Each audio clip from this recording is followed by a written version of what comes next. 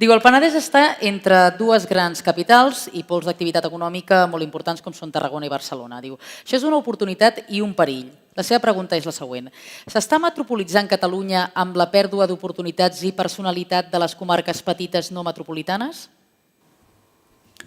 S'està metropolitzant Catalunya.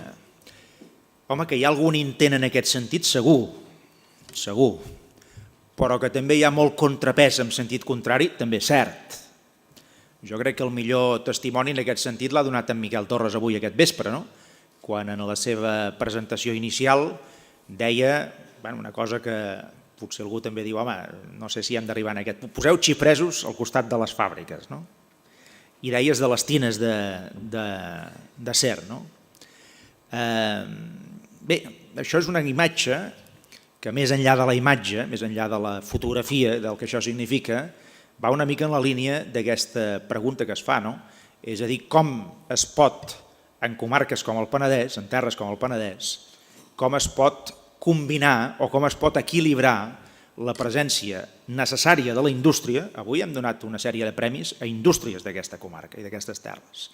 I aquestes indústries són indústries, moltes d'elles, capdavanteres, són indústries de punta, també exportadores, no? N'hem vist uns quants testimonis, no?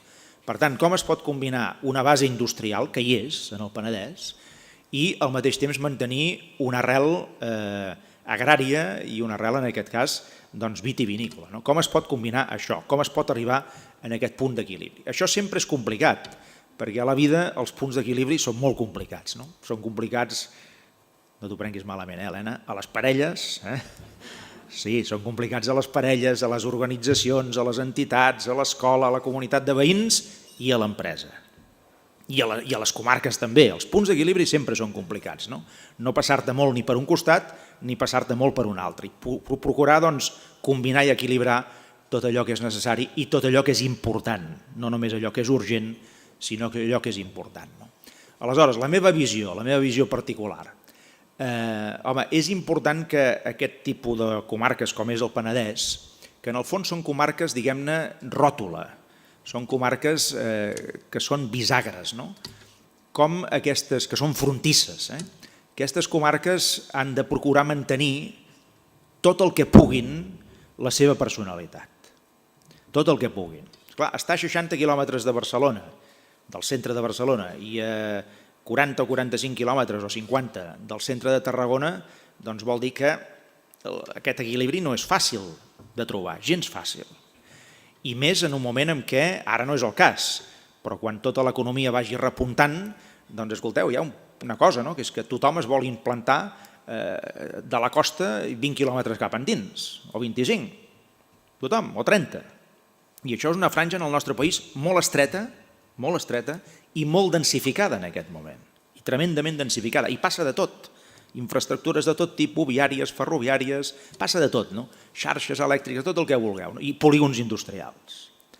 Aleshores, quin és aquest punt d'equilibri? Sempre costa una mica de trobar, però jo personalment la meva visió és que en el Penedès i en altres comarques de Catalunya és important que aquest punt d'equilibri es trobi. Per què? Doncs per una raó molt senzilla, perquè d'indústria a Catalunya en podem posar a molts llocs.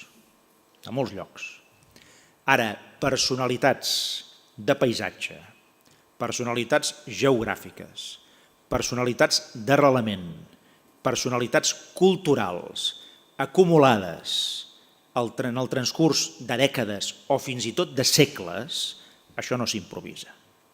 Un polígon industrial es pot posar a molts llocs diferents, però la cultura que significa i el pòsit que significa totes aquestes dècades i aquests segles, això, amigues i amics, no s'improvisa. I per tant, aquest és un tresor que jo crec sincerament que no es pot perdre.